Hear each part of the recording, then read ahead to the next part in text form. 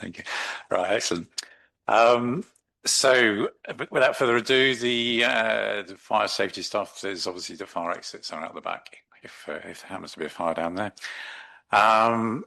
We start off, we've just got any apologies for absence. Sharon, I think we've got one. Yeah, Councillor David Gonell. Okay. All right. So declaration of councillors' interests. So rather than going around the table, which is fairly tedious, is there anyone who's got a personal or financial interest in any of the items tonight? If so, please raise your hand and tell us. So I have no one, so there are no declared interests. Obviously, if someone does suddenly realise that you have got an interest in a particular item, do say beforehand. Okay.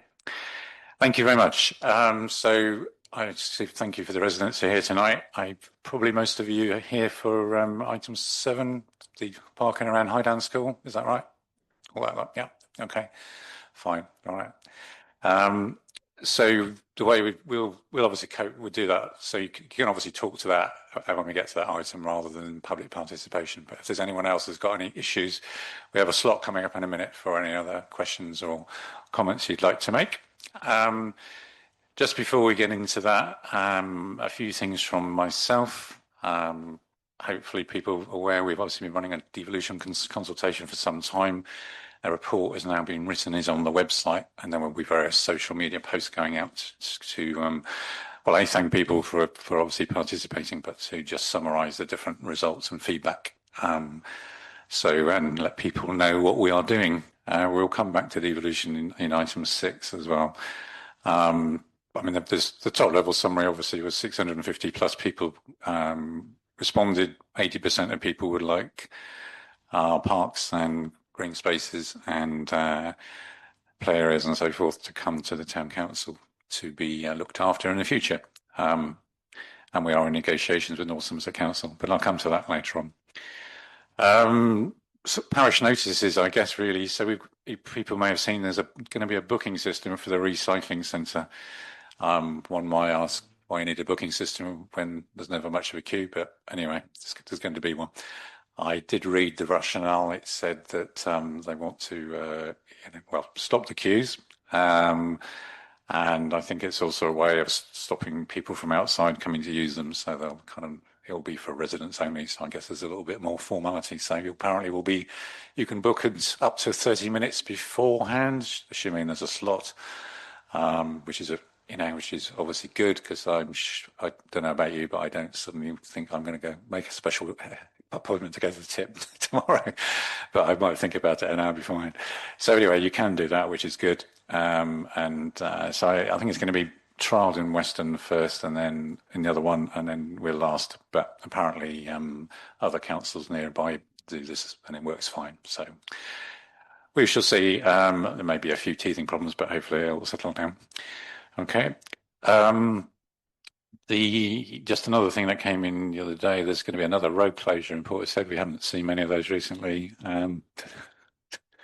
This time it's 2 days, on the 29th to the 30th September, between Chalcombe Rise and the Nor Road junction on Down Road. So they're going to fill in some of the potholes. We'll put out some more communication around that. So if you really wanted to go to Clevedon, it's impossible. So, so the other one on here, so as people will be aware, we had 2 more traveller incursions or illegal encampments, as they're called, in the summer. Sharon has done a sterling job at looking at some possible ways of deterring them in the future. There's something called a newcomer injunction order. I won't go into it too much, but basically it is a way of a landowner saying, you can't come onto this land. But, we have spoken to a couple of legal companies, and we know that this newcomer injunction order has been put in place in certain larger councils like Wolverhampton. It actually has a lot of teeth because basically it's an injunction. So if someone disobeys it, it's a serious offence and it's an imprisonable offence. However, Sharon has determined that it's extremely expensive, probably £50,000 to £100,000, a huge amount of work, and therefore, after doing the research, our view is that we're not going to proceed with it because it's the other thing we'd have to do also is because you have to be proportionate. If you're stopping someone coming in to certain parts of Portishead, you have to have a site for them to go to. So we haven't got one. So anyway, so we have looked at it, but unfortunately, it's not going to be the solution. Okay. Did you want to add anything on that, Sharon? Or okay. Okay. Any comments from anyone? Bob. Yeah. Yeah, you were saying it was a trial with one of the towns. You were saying. No, it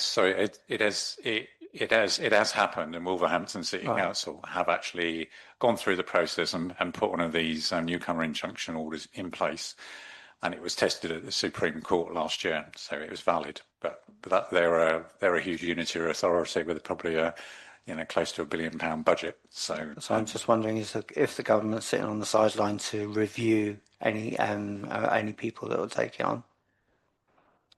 I don't know. There was a consultation about 3 years ago on trying to sort of resolve the traveller problem in an even-handed way, but it never went anywhere. So, but I mean, I think I'd happily take an action and ask our MP if anything's happening on that score, because it's obviously unsatisfactory from everybody's perspective, the way the current situation. So, yeah.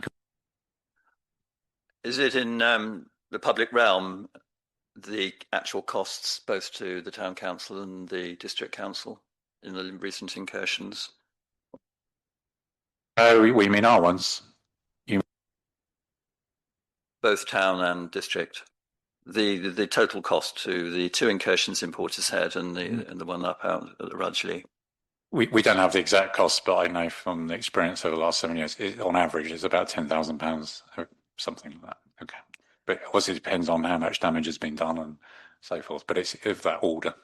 So, yeah. Okay. Right. Moving on, was there any member of the public who wanted to speak on a topic that's not the high down parking? No? Anybody? Anyone online? Okay. So I'm going to have to spare.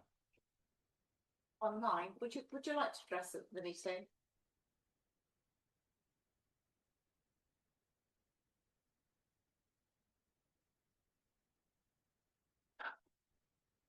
All right, we'll come back to Ken if he does. Okay, is that all right? Okay, right.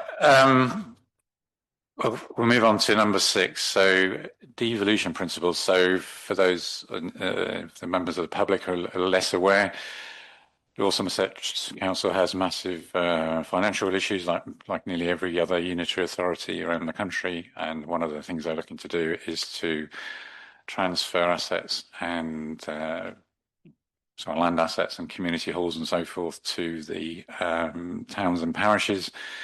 It's partly obviously a way to A, save some money, B, make sure that those land assets, parks, etc., can be maintained and improved in the future.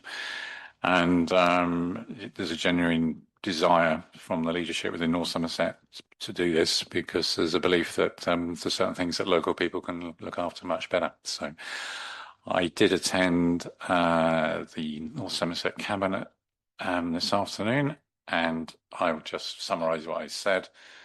Roger was there, so I won't go through it all again, otherwise he's going to look really bored. But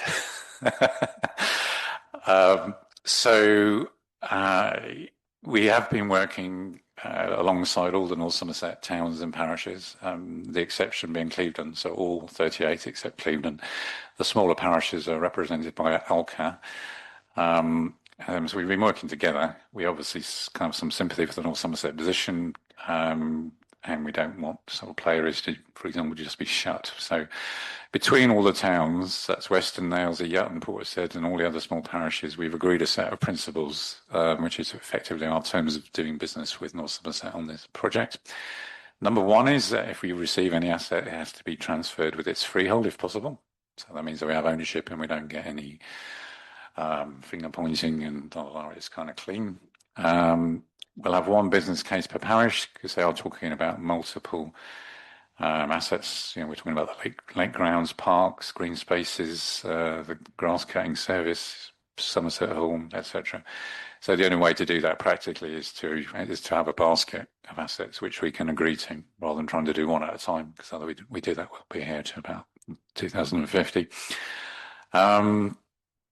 It's principle 3 that all assets will be transferred at zero or nominal cost to the parish. From time to time, I do remind North Somerset that pretty much nearly all of these assets used to belong to Portishead Edmund District Council until 1974, the lake grounds. So they did used to belong to the town. So there's absolutely no benefit to residents in one local authority making money out of another. Number 4 is that all the cost, liabilities, and income streams within the boundaries of the asset will transfer to the parish, and in return, obviously, we'd be responsible for the running costs and the risks of doing so. Obviously, there's been talk about can't North Somerset provide some transitional costs relief, but the honest answer is that there is nothing in the budget. They do not have the money to do that. Okay. And finally, the principle 5 is the owner of an asset will pay for the maintenance of that asset. So if North Somerset don't want to transfer it, they need to keep maintaining it. And if we take it over, we'll maintain it. Okay. It's just a basic principle. So we know from the consultation that 80% of the residents agreed that we should take control of local places. As we know, we've already raised the precepts considerably to create the financial headroom. We're working on a document to potentially take over the North Somerset Glendale contract with Portishead from next year. And I just said we're keen to work with them and get a win for our residents, and pointed out that obviously a lot of people judge their councils on the condition of their local high street and their public open spaces. So we would like to make them better.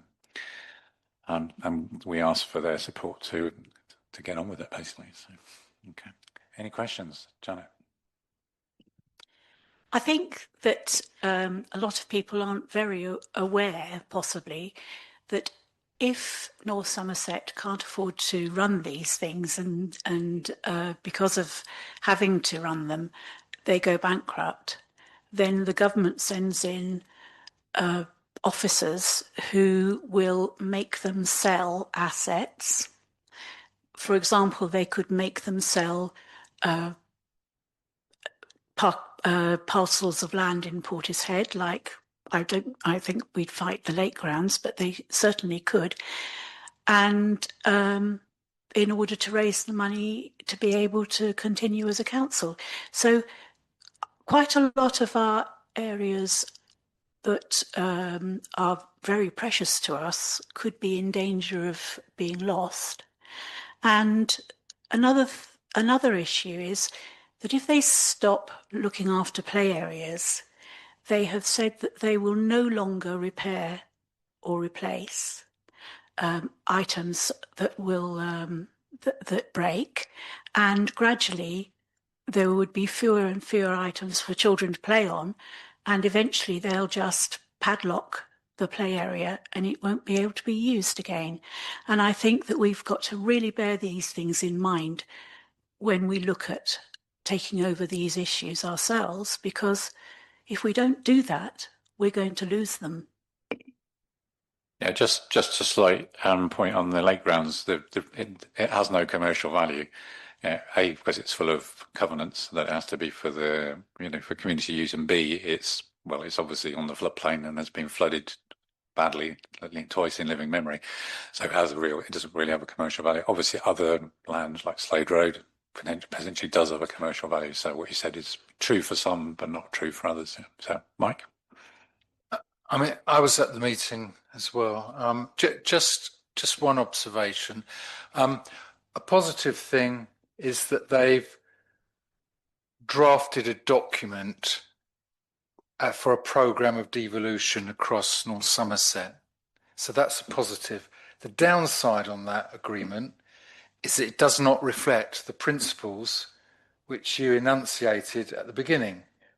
It's very top-down, and in the way it's written, it could be delivered and implemented in many ways. Even if it's not intended, the document doesn't reflect our principles. Now, to be fair, the leader of the council said it was in effect a draft form and is in need of revision. So there is a piece of work that needs to be completed there to make sure that we're on the same page. Absolutely spot on, yeah. Bob? Yeah, I'd just like to thank you very much for a really good presentation at the Cabinet meeting. I mean, I agree with Mike totally about what he said, and my concerns is just a delay. We're literally holding people waiting to get this moving. And although Mike Bell obviously replied and said that it would start rolling along now, I still think it's going to be delayed longer and longer. I think that's a severe risk, but I was heartened that Mike said that it's something he's very passionate about. I think that was aimed at his officers, basically, to get on with it. That's the way I read it. Okay. But anyway, we'll keep pushing as well, as we have been all the time. So, okay. All right, thank you very much. On which note, was the executive minded to make a decision in respect to a timetable for pushing this forward? What they've agreed to do is to delegate the authority to Mike Bell to basically decide on the framework, which obviously needs to include the timeline. So that was a positive move in the sense that obviously Mike's always been very supportive of it. So, you know, and obviously if we have an issue, we can go to Mike because he's a decision maker now. So that's good. Yeah. Okay. All right. Last question on this one then, Janet. Yeah. If we don't take over, say, the lake grounds, what will happen? Will it be things like Glendale will no longer mow the grass and stuff like that? In extremis, yeah. I mean, basically, obviously, as you just said, they have no money left to do any play area maintenance. I mean, at the moment, they do small amounts of maintenance on the lake grounds. Obviously, they cut the grass. But from what I've seen, next year they're going to have to cut the cost of the Glendale contract even more. So I mean, it'll be cut less often, put it like that. So given that the operatives do a sterling job and that all of the stuff they do is purely reactive, so they'll be doing less of it. So the place will just get untidier. So it's a wonderful term. It's called managed decline. So I think I said today, none of us want managed decline. We like managed, whatever the reverse of decline is. Something good. Okay. All right. Thank you. Okay, I'm going to move on to item number 7, which is the. Sorry. Oh, sorry. Sorry, Tim. Good. How are you doing? All right. Thank you, Tim. Okay. We'll move on to number 7. So this is to discuss the ongoing parking issues. Bob, if you'd like to come out and use the microphone here, then so we use the microphones so that people online can hear, basically. So and probably people in the hall can hear a bit better as well. So yeah. And for the recorder, yeah. Okay, there's a number of people here. Put your hands up if you live on the Downs. And Dave also lives on the Deans opposite me. This is something that's been going, for those of you who got memories that are better than mine probably, for a number of years. We tried to get yellow lines outside the school on the Downs to prevent the congestion, which can get physical and has got physical in the mornings and evenings. And it sounds as though people think, well, it's only sort of quarter of an hour or whatever, but it isn't, because actually it's a mother's meeting from about 2:30, where they all come and arrive and then get in each other's cars and have chats. And so the road is basically used as a car park for the school. The other problem is that some of the teachers, and they obviously know who they are, park on it, and so it's on it all day. So that's the two situations. Dave, who lives opposite me, had somebody drive onto his drive, smashed into his trailer, smashed the trailer into a wall, and just drove off again. And so these are the sort of things that there's another person who had their car damaged just after they've moved in. And these are the sort of things that we've been putting up with for quite a long time. Going way back, the Conservative Council of Portishead threw it out when we tried to do it then. The last time I tried to do it, which was when I was a councillor, there was I'm not going to call him a gentleman because he isn't, there was a character on North Somerset who blocked it as an officer, and so it didn't get done then. We're hoping this time that we've gone through the process. Nicola very kindly has signed off tonight her document that has to be signed by a ward councillor to support it. The planning committee, for those of you that were there, actually know that they supported it, and hopefully this time we'll get it through. It's, if people don't know, the chief of North Somerset now lives opposite me. It will be very difficult for her to try and get in the way, I think. And so hopefully now we can actually get something done. It's fair to say, Bob, there's also some pretty severe safety issues on the junction, not there? So, yeah. Yeah, I mean, I've spoken to all the people on the main road, and they've all said the same thing, that it is an issue. If they park, or anybody parks dead opposite a turning, you literally, you know, put your life at risk because you can't see up or down the road. This morning was the first time they've done it ever. The swimming collection decided the coaches would park on Down Road. That was very difficult because nobody could see anything anywhere. Normally they pull into the bus stop, the kids are all there to get on quick and they're off again, but this morning they didn't. So that area can be, and has been, there's been two that I'm aware of. One was a car turned on its side, having hit somebody that pulled out from parking. That was maybe 6 years ago now. And another one, which was somebody I know, who both went for the gap, because obviously you get this parking and people going through gaps, and they both went for the same gap and hit each other, and one slammed off into another car. For reasons that I won't go into on Mike, it was all hushed up, but basically it happened, and I know whose car it was, and it was written off. So there has been incidents there. Hopefully that's what we're trying to prevent getting worse. Mike, John, no, we'll go to Mike first. Okay, thank you. Bob, the car park in front of the school, is that allocated for staff parking? And if so, is it insufficient for the number of staff that tend to arrive there? And yeah, that's correct. It is for the staff, and there isn't enough room. So how many on average will be parking out in the Downs and the Deans? So 10 cars, do you reckon, guys? About 10 cars park opposite your houses, something like that. Yeah. And that'll be regularly because they're staff members and they're there every day, sort of thing. Yeah. But I can't even get into my drive, so I've got my drive or park across. I can't even get into my parking space outside my drive. I was just trying to determine how many members of the staff were there. So go backwards and forwards. The car coming down the road meets the car coming up the road. It's stalemate. They're backed onto the down road then because nobody can turn into the road. It's just stalemate. Nobody's going anywhere. Okay, any other questions from the councillors? Janet? We live at the bottom of Bruton Avenue, and the cars also park right along Bruton Avenue. And on a number of occasions, I've turned into Bruton Avenue from Down Road, and I've had to back into Down Road in order to get out of the way of cars coming up Bruton Avenue, and they're parked there for the school.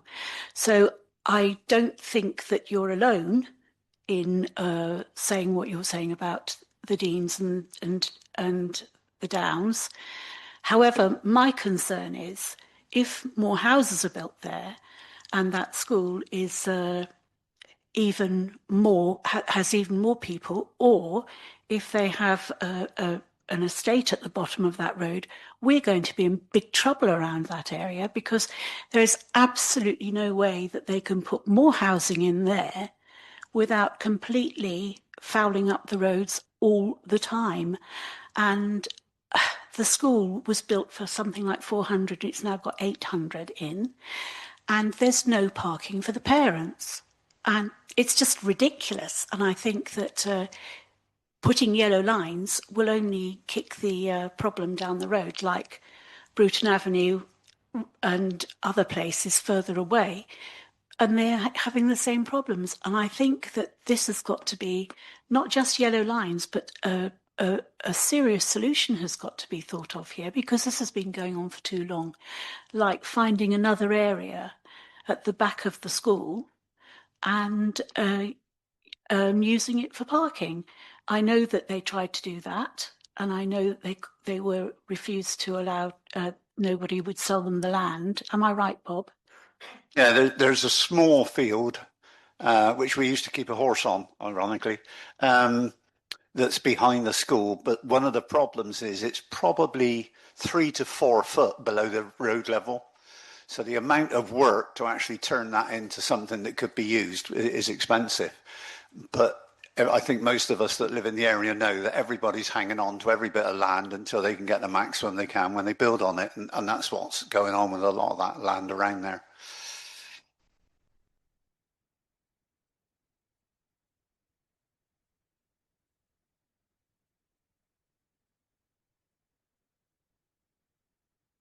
Yeah, sorry, for the benefit of everyone, just gentlemen saying it's only a question of time before there could be a major accident involving children there. So, Emma. I'm just going to mention that over the course of the last couple of months, we've had other residents from the other side of High Down reporting exactly the same. So through Tower Road and Highview, where there was parking restrictions or zone access restrictions put in place that are not adhered to either. So we really need to consider the displacement issue with putting yellow lines in the Deans and the Downs, because moving everything, or the parking potentially moving that further Clevedon end, if that makes sense, where you've got a narrowing of the road, of Down Road at that point, it's causing and can cause exactly the same, where you've just got a stalemate where there's only the room for cars parked on either side and one down the middle. So yeah, so echoing what Janet said, really, it's the whole area. I think pinpointing particular roads for those particular reasons can be mirrored, across the estate, really, I guess, in both sides. I mean, I live on Mendip Road, so it's it's an absolute rat run first thing in the morning with cars coming up and down there. Some of the yellow lines helped that with the parking across the course of the last couple of years, but not in its entirety whatsoever. So it just passes the problem on. So it's how we can actually find something that's supportive of what we need to do, and it's a shame, really, we haven't got anybody from the school here representing themselves to understand what it is that they're doing to help aid change behaviour, with walking taxis and all of the other stuff for potentially parking at Avon Way or elsewhere. We need to look at other solutions as well. I think I absolutely don't think that it's the wrong thing to do, but I think we need to try and have a bit more of a holistic view of the school and all of the surrounding roads. Yeah, I mean, in terms of the school, I used to be on the travel committee, and for some reason I'm not anymore. They put out a request to parents not to park in various places, including the area that we're on about now. Took no notice. They've asked the staff not to park there. Took no notice. I think the only difference I would say with the Downs and the Deans bit is there's something like 250 houses there with one exit. And in the mornings, as I say, it's got so bad. I mean, there has been, the only reason it didn't turn into a fisticuffs was because I got my camera out and said, I'm going to film it. So, let me know who's going to hit first. And it's just got really silly in that one little bit. I know it's a problem all around the school. And it's a problem in many places, not just even in Portishead. But I think this particular bit it literally is. People are worried that someone's going to get knocked down. So can we hear from the lady and the gentleman? Would you mind coming up here to the front and using the yeah. If Roger, you can use that one. Yeah. Sorry? Okay, it's okay. Here we go. Yeah. My concern is I live at One the Downs, and recently, since the last times that they looked at double yellows there, they have put in a gate, an extra gate on to the top playground. Now that's not a drop curb. There's no parking restrictions at all. So the cars come and pull up and stop, and the children are walking in through that gate where cars are parking to and fro right by where they're walking. The pavement is not that wide there. And I think that is an accident that is waiting to happen, to be quite honest. Great. Yeah. Okay, thank you for pointing that out. Thank you. So could you just let us know your name so we know who you are? Maggie. Thank you, Maggie. Yeah. Did you want to speak, sir? Or could you mind going to the microphone? It's just so that, yeah, and tell us who you are. Yeah. Hi, I'm Bruce from number 5 The Downs. Yet again, I have emailed the school currently several times, sent them pictures. They're saying it's not their problem. All they can do is put an email out to parents. I am a parent. Sometimes that happens, sometimes it doesn't. Sometimes, as per a normal day, I get 3 or 4 emails from the school. Are the parents taking notice of that? No. It's not happening. It's just people ignore it. Okay. Bob and then Tim. Yeah, just looking at the crash map, which is used by the police force, although the data is not exactly correct. Down road, right by the school, is actually the highest density of accidents since 1999. Just to give you an idea, so is that Marconi Road and down close? So you have a high density there, and the other high density is by Mendips. So that will give you an idea of how much accidents are happening along that stretch of road. Thanks, Bob. That's really useful to know. Thank you. Yeah. Tim and then Roger. Yeah. Hi, just wondering, is it worth putting to Highdown School to open up the playground as a drop-off pick-up point? Because I know that playground's pretty big enough to have some cars in there to relieve it. I know as a child going to St. Joseph's on West Hill, donkeys years ago, they used to have the teachers were pleading to the kids to tell the parents and also sending letters out to park up in the Bay Hotel. No one ever did. They always parked either on West Hill or down on Law Road, blocking it up.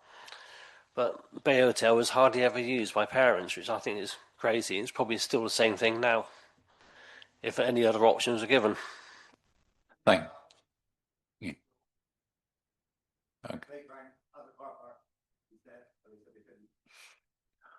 Okay, Rog, the last one on this, and then I'll summarise. Thank you.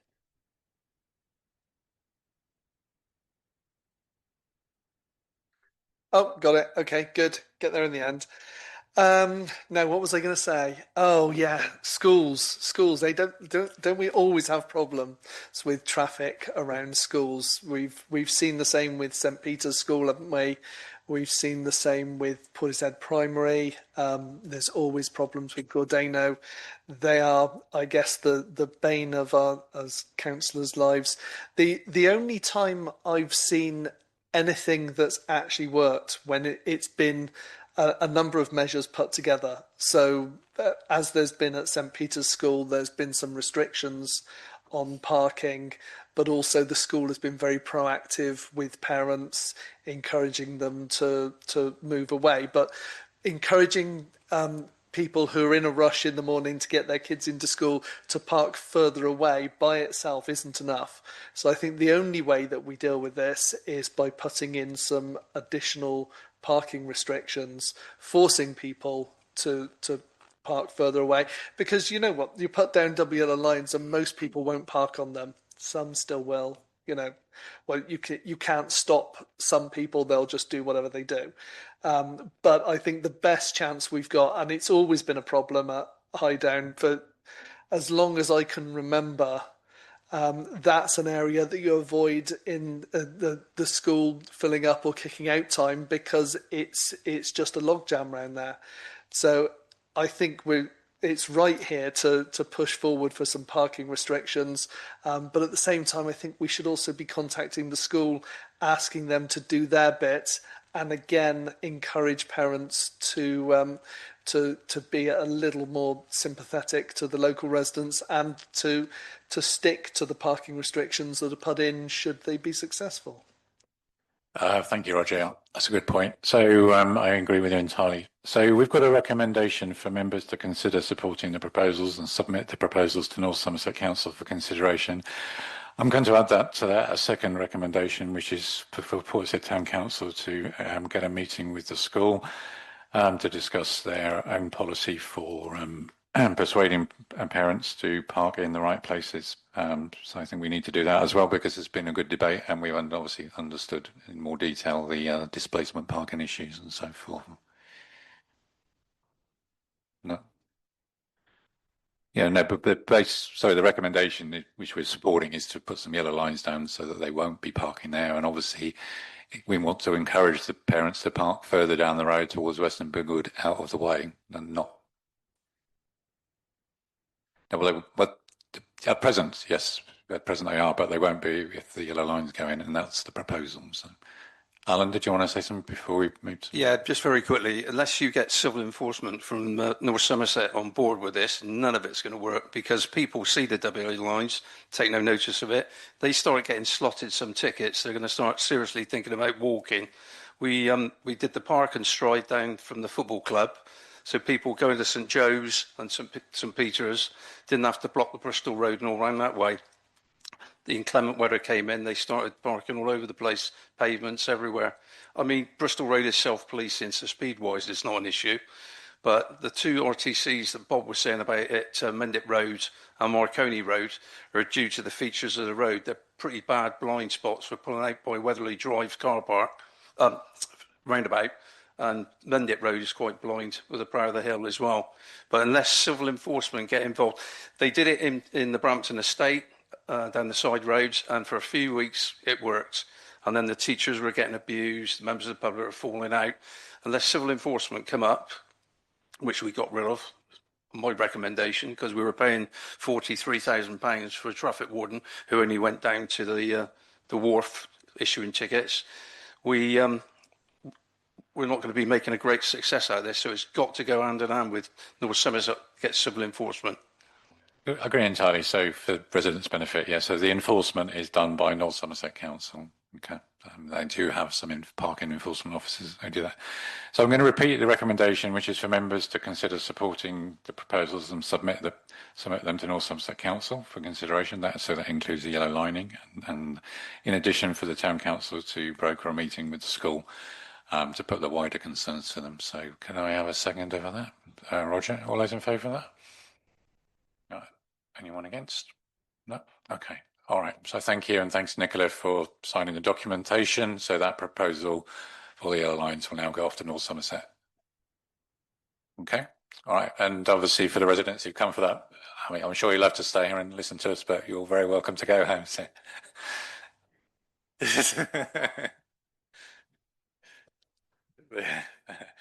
Thank you. Thank you. Thanks a lot.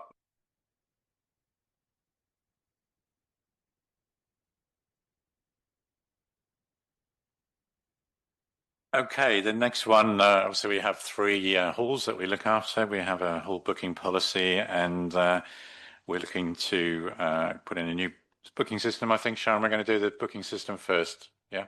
Is that all right? Yeah. Well, I thought you want me to do that. I mean, I can do the policy first. I'll do the policy first. I think it's probably the better way around. But so basically, we have a policy which you hopefully have read.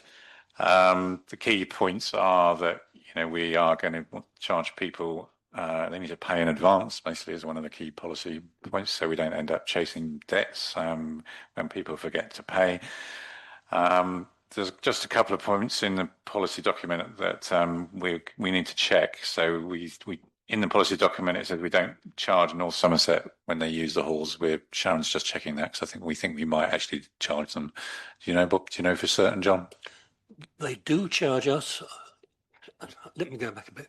We do charge North Somerset for use of the halls for town council elections. Yes. Yeah. When they charge town council for the cost of the election, they add in the charge that we've sent to them, and they add a markup. Right. So if we don't charge them nothing, yeah, we're better off. Okay. All right. No, well spotted, John. Yeah. Well, I won't pass comment on sharp practices. Okay. Right. Under number 4, transitional arrangements, it talks about until a suitable system is commissioned, we'll have to use current systems. But obviously, we have looked at a new system, and that's the second item. So that's that. It also outlines system specifications, and one of the requirements is to control physical access to the halls. There is no system that currently would integrate with our hall access system without compromising the security, so they can't be linked at all. So it may be a requirement, but it's not possible to do that, just so you know. So there will always be a separate access system with the codes and a separate booking system. Okay. John. Can I just say that the outline specifications were more of a wishful thinking shopping list rather than, in every case, a firm requirement? Indeed, yeah. So, yeah. Okay, but just wanted to make those points. So the the 2 items. Secondly, Mike, obviously our halls manager, Sharon, John, and others, we've had a looked at various hall booking systems. There's one called Hallmaster. Says what it does on the tin. It's used a lot all over the country. It's used here in Portishead by Enjoy Church. We asked for a reference from Enjoy. They said it works perfectly, and they offered us some help in setting it up if we were going to use it. So we've got a really good local reference. In my view, the cost is very reasonable, and it will more than pay for itself in probably about 2 months in reducing the workload on Mike in terms of all the manual booking and so forth. I hesitate to say it because I always fall flat on my face. It feels like a no-brainer to me, but I've said that before, and I have to eat my words. Anyway. Give me, it's actually quite good when people turn up at the right hall. Yes. Yeah. Oh, yes. That was someone who had no brain who turns up at the wrong hall. It might have been me.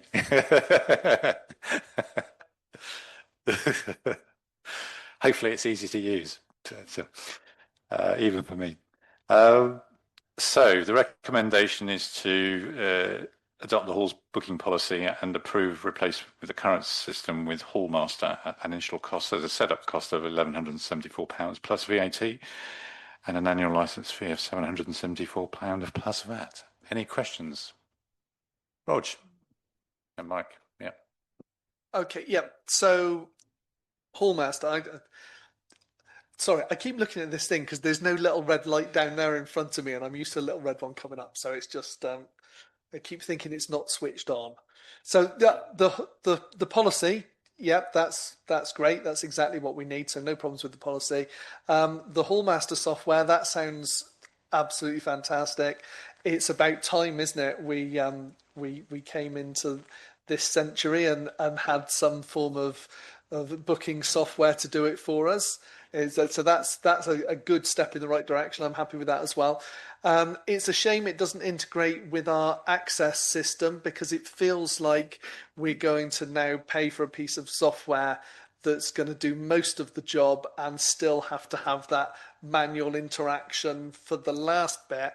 And therefore, the question that I'm taking ages to get round to is, does the Hallmaster software integrate with some other access control system, and is that something we could look at adding in at a later date, or even adding in to this proposal at some stage to get one system doing everything rather than having that manual intervention partway through? It's a good question. I don't know the answer to that. John, do you? My understanding is that Hallmaster does not integrate with any access control system, but also that most access control systems won't integrate with any booking system either. In particular, ours. Okay, so I So was under we the may have to go to a yeah. second. I was under stage of the development. I at was under some the stage. impression that the tennis club had a system for booking and access control that was integrated into the one system where you booked online, it gave you your codes, and you turned up and you tapped your code in. So maybe there are other systems out there in that case. Maybe they're more costly. I don't know, but would it be? Would there be any mileage in us investigating a system that can do it all? We can ask the tennis club, yeah. So I'm looking at Mike, but yeah. You can look at me if you like, but I mean, it's only a code for one door. Yeah. So it may not be sophisticated. My totally other point. I thought the biggest, my biggest interest was actually in how much time does it save members of staff doing manual booking? Because to me, that sounds like the biggest return.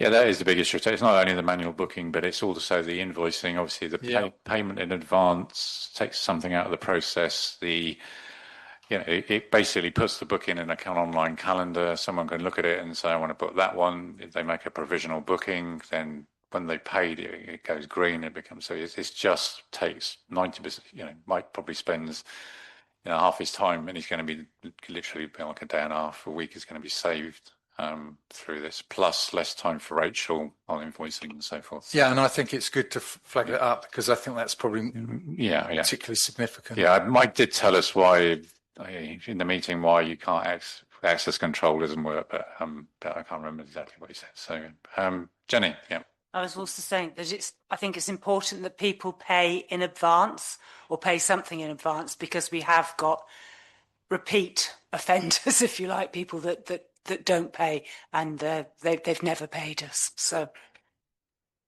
sorry.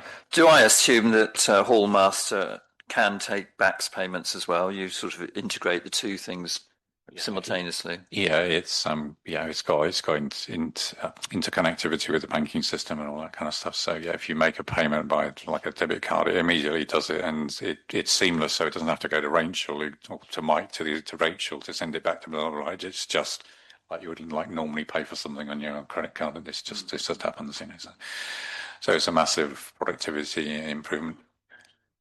Yeah, go on, Bob. Yeah, go on.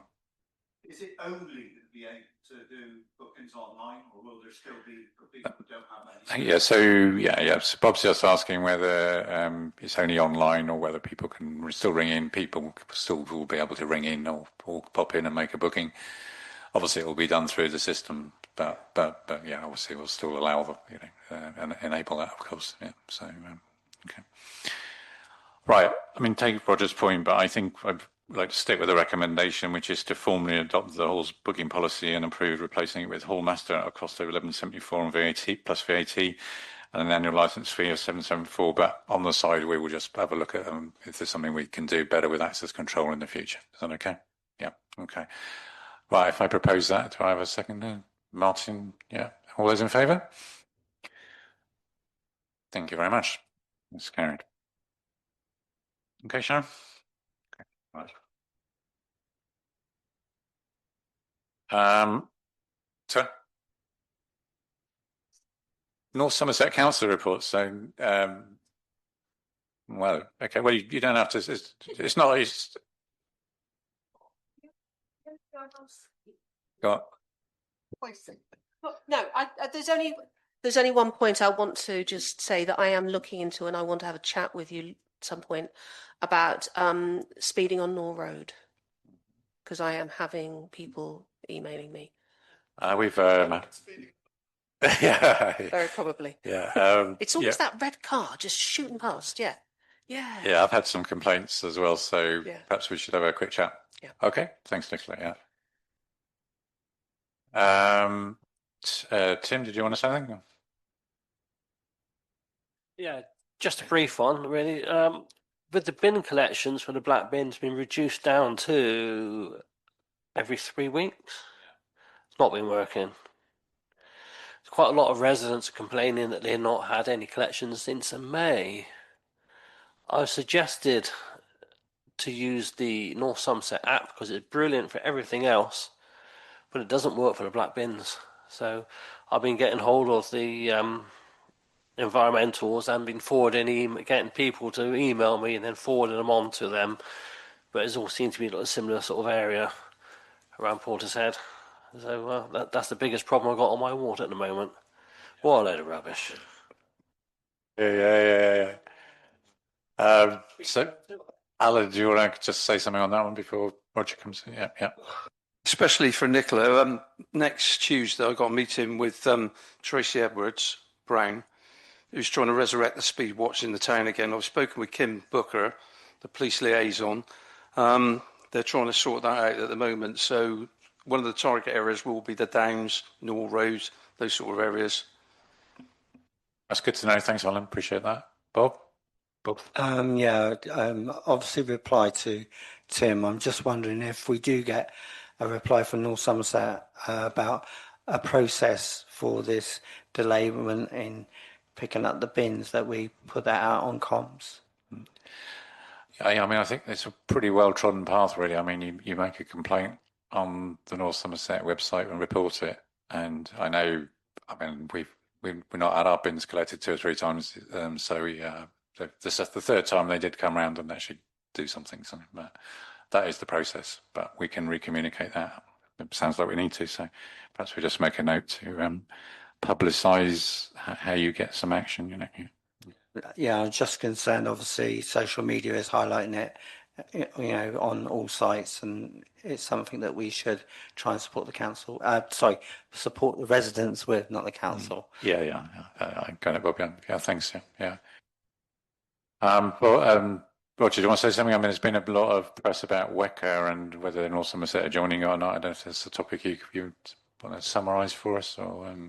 No, not really. I'd like to start by saying that that just like Parliament, North Somerset have been in recess for the last 6 weeks, but that wouldn't be true because we don't do recess.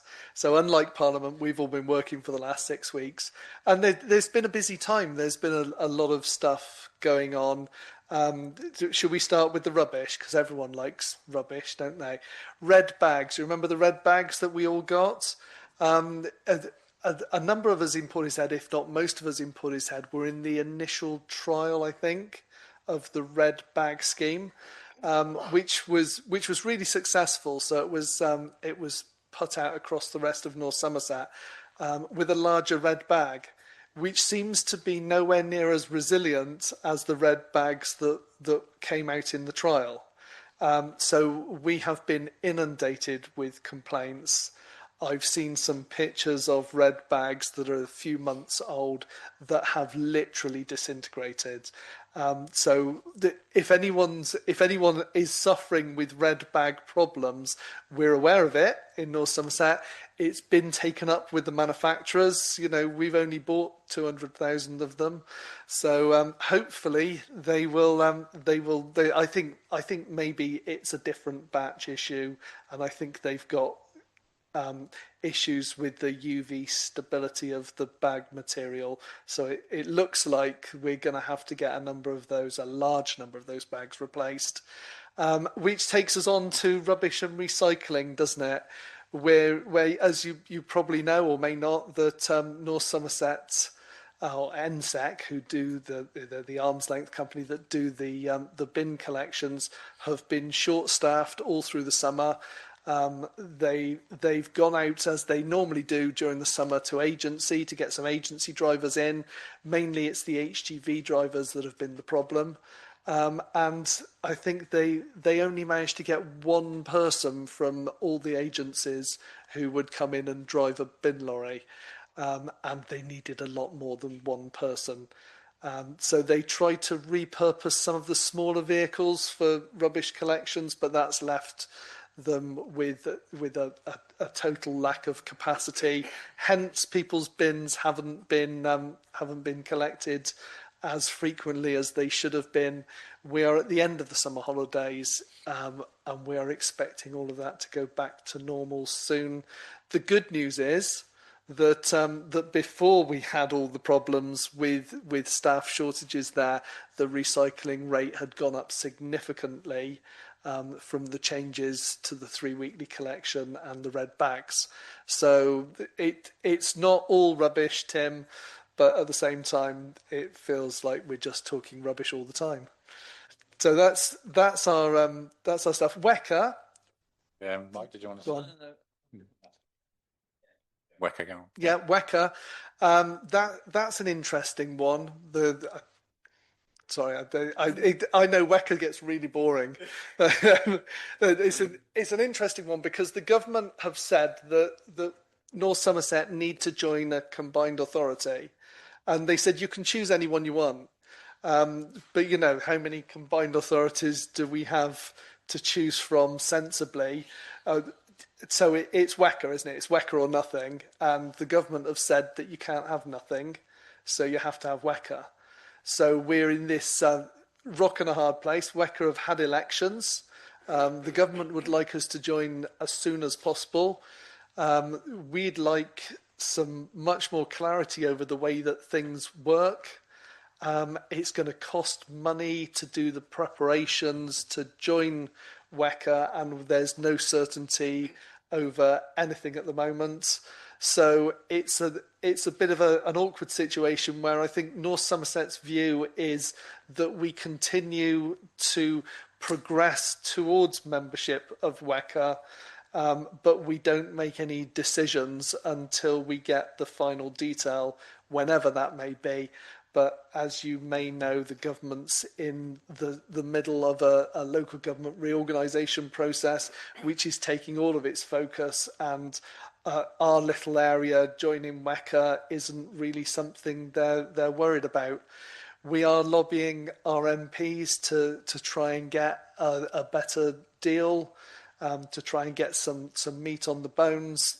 They're running into exactly the same problems, that it's not a priority for the government. Maybe it will just rumble on in the background for the next few years and be done in time for the next election. So I think Gloucester are looking to join, and they've said that they'd be quite happy to just wait until the next election and go in at that stage. So that may be an option. There was a talk of associate membership, but nothing behind associate membership. And I see, shall I pause because I see some hands going up? Mike. Yeah, it generates a few questions for me. One, you sort of said that the government is directing North Somerset to join a regional body. Can central government actually direct North Somerset Council to join? Does it not have a choice? That's my first question.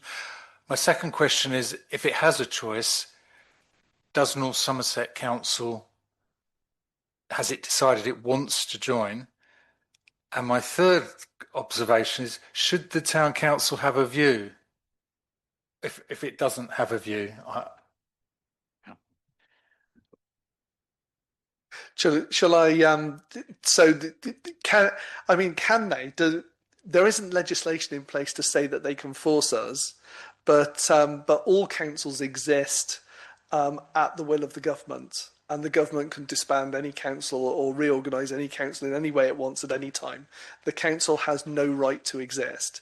So yeah, ultimately they can force it. They've said that they don't want any councils falling outside of a unitary authority.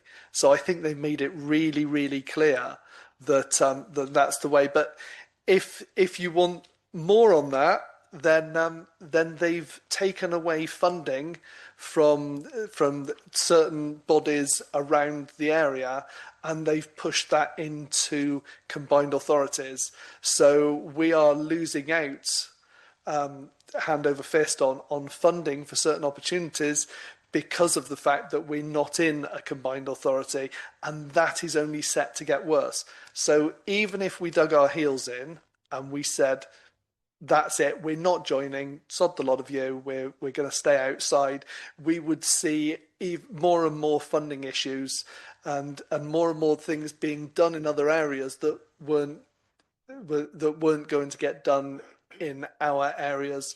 North Somerset's view is that it would eventually like to join WECA, so that's the view that's been expressed by the executive, and hopefully by the full council at the next meeting, I think that they'll accept that that's it. Should Portishead Town Council have a view?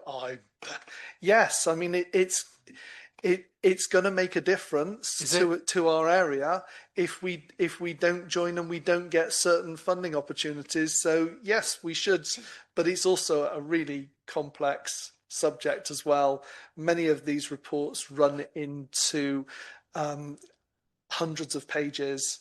So there's an awful lot of information to try and get your head round. So maybe just the general principle rather than having to read absolutely everything. Just to finish my point, if I may, I do recall from memory, having been around North Somerset, that the previous administration made a decision that it didn't want to be a part of WECA, and it knew there would be a financial cost, I am sure, by not joining. And it may be that juggernaut has become even more obvious and acute as time has moved on. Yeah, can I just say that when they made that decision, that all the local funding was going through like local enterprise partnerships, and that's what's been pulled, and it's all going through the combined authority. So they didn't have to deal with any of that, and they probably didn't even see that coming, because I don't think anyone did.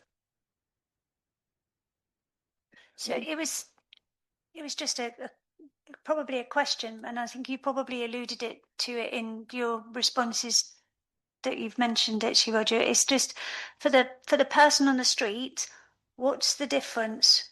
Is it just funding? Is it just where the funding is sort of channeled, or is it a different organisational body? Is it, what difference should it make to us if we under North Somerset join anyway, if that makes sense? Such a big question, that I know. one. Sorry. So yeah, I mean, the fact is, do we need WECA? And the answer is probably no, because in the past, things that were done cross-region were done between councils. So North Somerset and Bristol and South Gloss would get together, they'd work it out, wouldn't they? But this, the fact is the government have said this is the way that it's going to be done. The government are going to push some powers down to WECA.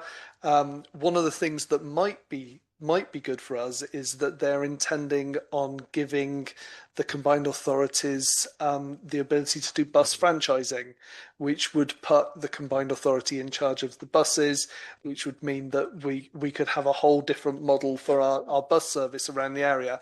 There are lots of things around health, well-being, and education, which are already going through WECA that we are not getting, and that are going to other areas who are within WECA. Things that we previously got through the LEP or areas like that are now not coming in. So basically, it's about resources. For the average man in the street, it's more about resources than anything else. But as always, if you haven't had a chance to vote for the mayor, why should he be in charge of the decisions for your area? Did you want to say something else? Okay, go on, John. You said WECA. What's the problem about possibly joining in with Somerset? Somerset have been told they can't do it. That's one thing. The problem is that when the government said you have to join a combined authority, everyone has to join a combined authority. You look around, don't you, and you say, which combined authorities do we have that we have the most affinity with? Yep. So West of England Combined Authority, yes, Bristol, Bath, South Gloss. I think we all feel that we've got an affinity with that. As you go further south, you're taking the focus away from Bristol. We don't necessarily have the same links going that way. The same way as if you go east as well, we don't necessarily have the same links going that way. I'm sure I read that was explored, and the government have said there was you can't join. There was a potential for joining a newly formed Wessex. Part of Wessex. But there was various options on the table. But we made a decision in North Somerset that the only one that made sense for the residents and was economically viable for the area was the West of England Combined Authority, WECA. In case I didn't explain the full name. Nicola, and that'll be the final one on this. Yeah, okay.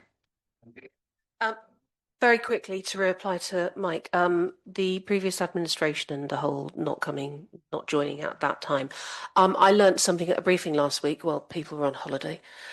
Much of it was confidential, but I'm fairly certain this is in public realm. Apparently, in answer to the consultation, a vast majority of the parish and town councils said no. So that was one of the reasons. And so I would recommend that this council puts forward an informed comment on the consultation. I won't say if, I'll say when it happens. When it happens. Yeah. Thank you. So, the only thing I think I would add is looking at the legislation, there is something I think town and parish councils can actually join one of these combined authorities if they want to, or they can certainly, something we might want to consider at some point. I don't know what joining means, but being part of, but we'll have to read the detail. Okay, thanks for that, Roger. That's very helpful. Thank you. Final point, Mike. I just thought with 3 district councillors in the room, whether you shared an optimism for the future of Burnbeck Pier. I presume that's going to go through full council in due course for financing and other financial assistance. So it's been to council or exec, hasn't it? And it's been cancelled. So the Burnbeck Pier project has been shelved for the time being. There was no way of filling the shortfall. I think it's very disappointing, but there was no way of doing it. And there is, I think the shortfall was about £7 million. So it's not an insubstantial sum of money. The Lottery Heritage Fund and the other funders wouldn't fund that gap. They wouldn't put anything else in towards funding that gap. They wouldn't allow a partial reconstruction of the pier.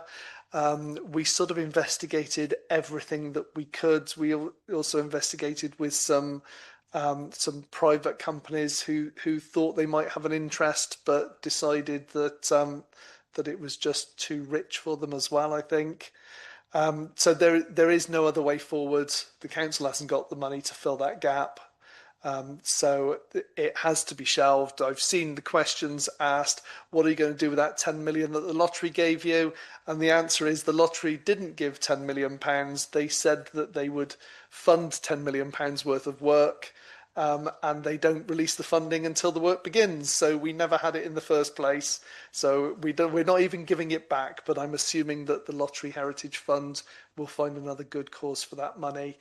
If in the future somebody can come up with a plan that works, we can go again. The Lottery Heritage Fund said it was a part of our heritage that was of national importance. So I'm sure that they would come back in if a plan could be got together. But at the moment, it's all off. All bets are off. Does that include the work on the toll house? All landside works were funded through the Levelling Up Fund, although they've changed the name of that, so I'm not supposed to call it that, but it was the Levelling Up Fund, and that's continuing. So the landside works are continuing. Right. Anything seaside, no. Let's move on then. So number 10 is the previous meeting minutes. Has anyone got any comments on those? No. So recommendation to consider and approve the minutes of the annual town council meeting held on the 18th of June. Was it annual town council? Is that right? It's not the annual town council. No, it wasn't. No, it's the town council meeting held on Wednesday, 18th of June 2025. And chair to sign. I propose that. Seconded. Everyone in favour? Thank you very much.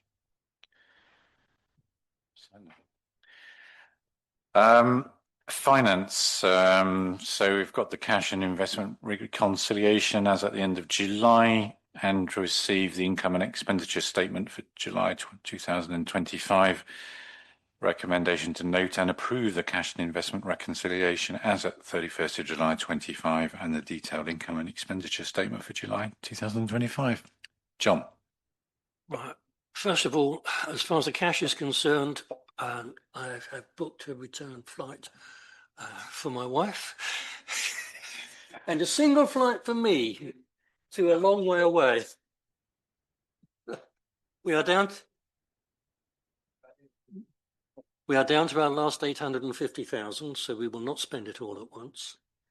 And that is entirely in accordance with budget expectations. As far as the income and expenditure account is concerned, the more eagle-eyed of you will have noticed that we show a deficit up to July of approximately £100,000. This is not cause for concern.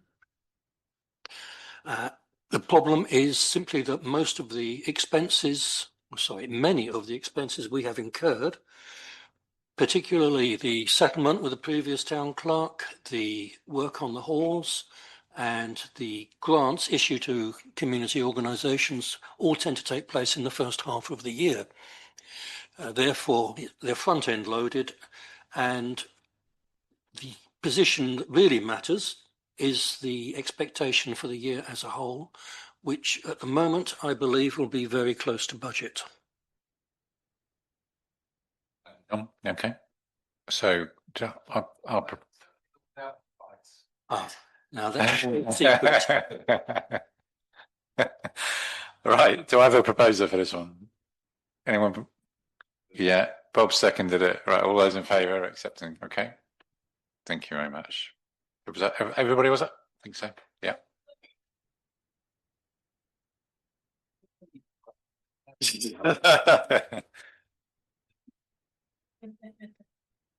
Okay. The next one is the town council office opening hours. Obviously, we're keen to be as accessible as possible, notwithstanding obviously making sure that we've got staff to cover the various hours. So the proposal is to extend, to agree the office opening hours will be expanded or extended.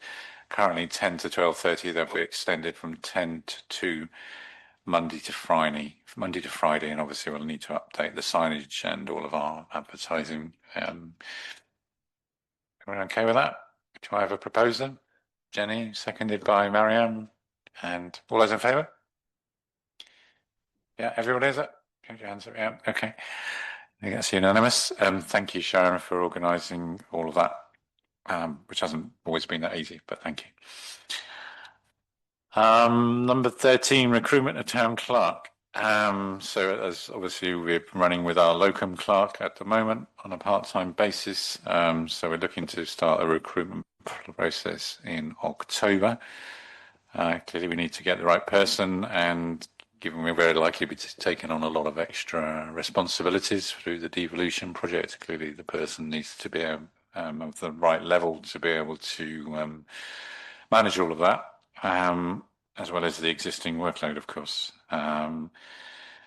Obviously, Steve, in his LGRC capacity, is able to help us with the recruitment process. That's what the company does, as well as obviously providing locums and provide some advice. But anyway, the recommendation here is the HR review working party, which is Jenny, David, myself, and Steve, I think. Yeah. Yes. Will be granted full delegated powers to handle all the matters, which includes the job description, the advertising, promotion, selection and recruitment, and obviously recommended a candidate. But obviously anyone else who wants to be involved in the selection process is very welcome to join in that. So, yeah. Okay. Questions, Roger? Yeah. I was going to say, okay, Roger, propose. Can I ask a question? No. Yeah, of course you can. Yeah. Only that if you were unable to find a suitable candidate for said role, would the current locum clerk be able and willing to continue for a while longer? Well, I can't speak for him, but obviously, but I would say if we're not successful on the first round, we would re-advertise. But I think he's probably okay to stay here until we do get one. But I wouldn't like to speak for him as he's not here. But I think that's kind of a tacit understanding we have. But but anyway, obviously with the recruitment process, you can't always guarantee you get someone the first time. But we might need to go around the loop again and. Yeah. So if anyone knows anyone, with experience. Okay. All right. So I've got a proposer, Roger. I think, do we get as far as a second there? Mike, all those in favour? Okay. So that's unanimous again. Thank you very much. Okay, I think we've done the main business. That's great. So we've got reports from the various groups. Mike, you're first up. Planning. It would seem so. Well, 3 months have elapsed since the last council meeting, so July, August and September. The recent meeting flagged up probably one of the most interesting of that batch, which was a detached house on the bottom of Avon Way, in the garden of the first house in Slade Road.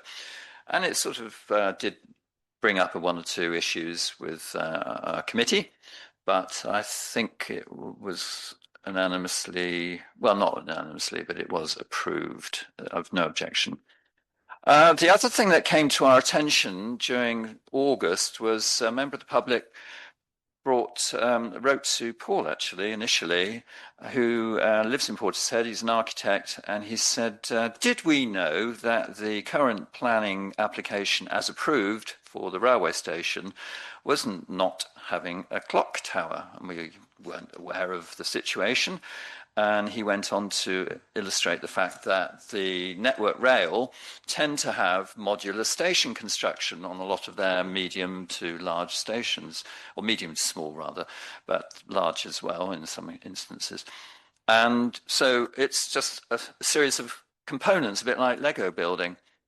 Portishead has a canopy which terminates on a horizontal, but you can have an additional medium or large clock tower inserted into that canopy. And we thought, oh, well, that sounds like a reasonably good idea. Sadiq, our MP, now knows about it. Network Rail have been told that we are quite keen on investigating this further.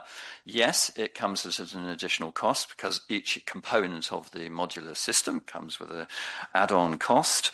In this instance, to go full height with its clock on the top, acting as a beacon at night because it's illuminated as you walk down towards the station, comes at a cost of 220,000 back in 2022, let's say a $250,000 now. Yes, it's a lot of money. It's a lot of money which we will investigate as to maybe how we can raise. And I would hope that as full council, we might be kind of supportive of this suggestion. Yes, I did a straw poll at the Civic Society on Monday. The majority did think that it would be a nice feature in Portishead at the railway station. Some others didn't. And financially, I think that was the main issue. Nicola, you have a question? Well, it may be. Maybe they'll say, okay, well, we're slightly under budget at the moment in our construction phase. Yeah, we can throw a clock tower in. Roger? We had a briefing, or a number of us had a briefing down at North Somerset on this project a couple of days ago. Oh, okay. And it was mentioned the modular part of the station. Some councillors requested a toilet or disabled toilet be part of the construction as well, or as it's modular, the ability to add one on. But of course, if you haven't put the drain in the first place, you can't have the toilet, can you? So it's the reason all of this is missing is because they had to hit a budget to make it possible for the Department for Transport to fund it all, and the budget target meant that certain things had to go, which is why the toilet went, and the clock tower and a few other things. The hope is that that somewhere along the line, some of these can be reintroduced back into the station. But I know a few of us asked for a toilet or disabled toilet to be a priority if there's funds to reintroduce something in. And I did raise the fact that the clock tower would be really nice, and maybe they should come and see if Portishead Town Council could donate a small amount of funding towards it. But whether or not we get that approach, I don't know. But it was put out there. Indeed, and certainly, as far as I'm aware, the Portishead Rail Group, of which I'm a member, are quite keen to investigate also the partnership, community rail partnership, which the Severn Beach Line, for example, operates, and others around the country. So I think that could be something ongoing in terms of the maintenance of the station. As for public toilets, as we know from our own experience at Wyndham Way, they need regular cleaning daily. They need locking at some point. I mean, radar keys are sort of readily available to pretty well everyone now in the country. And it's vandalism again, isn't it? A major issue, which unfortunately is an ongoing problem everywhere. Mike? Just a question. When I hear the word modular, it sort of sends a shiver down my frame of everything being the same. If we go for a clock tower, and I think the issue is how it's funded is part of the issue with that for me. Will the clock tower have an individual characteristics, or will it be a standard clock tower that they produce at every train station that has clock towers? Because if it's a standard clock tower, I personally don't think it's that exciting. And just in terms of Roger's comment, surely we've got to have toilets built into the not necessarily to the train station. Well, bear in mind that all rolling stock has onboard toilets, so people turning up for a train, they're unlikely to be waiting an hour, so they'll just have to wait until they get on the train. Okay. Ditto on the reverse if they're coming into Portishead. But I mean, I think it's a standard feature, the clock tower, but don't forget there is this blue wall which will be slightly surrounding the station, which I think is a feature that they have specifically put into our plan, our station. All right. Anyway, there's Food for thought, anyway. Yeah, thanks, Mike. Yeah. John? Yeah. Regarding financing for a clock tower, or indeed for toilets for that matter, we are going to have a difficult time next year with all the implications of devolution. If we have to take on financing part of the railway station as well, we are heading for severe financial indigestion, and I would be very unhappy about it. Yeah, thank you, John. That was the voice of reason. Thank you.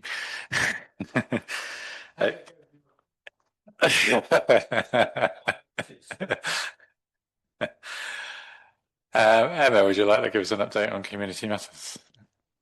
No worries. Thanks, Paul.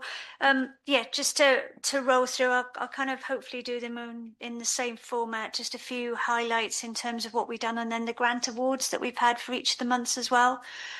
So taking us back to the June Community Matters meeting, the heady time just after the carnival. So we as part of the update, we just paid tribute to the organisers of the carnival, really, and a big thanks, and also from the positive feedback that we'd had from all of the residents too. In terms of the grant application, it was just one that we had in the month of June, which was for Now Hear This Music, which was a grant application for £3,500 for the sort of monies towards the hire of the locations that Laura needs to use for that valuable service that they've got there. In the July meeting, we welcomed Lucy Giles to the council in her position as assets as well, just to sort of say hi and look to sort of the future, really, I guess, in terms of what we need to do for what we've got going on in the town. We also had grants. We had a few grants that we rattled through in this one. We had 4 altogether. Which was £500 to Portishead Lions Club, and that was for maintenance of all of the notice boards that they've got, their notice boards around Portishead. We had £700 to Portishead Squadron Air Training Corps, and that was for purchase of event shelters and equipment that they need. We had the £2,000 for Artport, and for the promotional material. That's all right there. And we also had Music for Miniatures, which was a grant of £750 for their support for classical music concerts. I think that was everything that we needed on the July. And then just last week or week before, wasn't it, for the August one? So the one thing I guess to mention, which we did cover in the chair update, was the upcoming Severn Estuary Big Beach Clean. I know we've got some comms going out of that as well, along with Turn the Tide. So just a sort of timely, really, I guess, but keep an eye out for that. That's happening from the 19th to the 28th. So there's various different dates that people can join, sort of, groups that we've got doing various different cleans in various different locations. In terms of the grant applications, it was just one for last month, and that was for the Great Western Air Ambulance Charity. That's £2,200, which we were able to award out of the grants pot for that. We covered the update of the devolution project, which we've covered briefly again this morning. And thankfully, I think from all of us, we finally decided on the chair replacements for what we've got for the halls as well. So yeah, I think that's it in a nutshell. Yep. Chairman, that's Chairgate. Yeah. Brilliant. Staffing and finance. Yeah. John, yeah. Okay.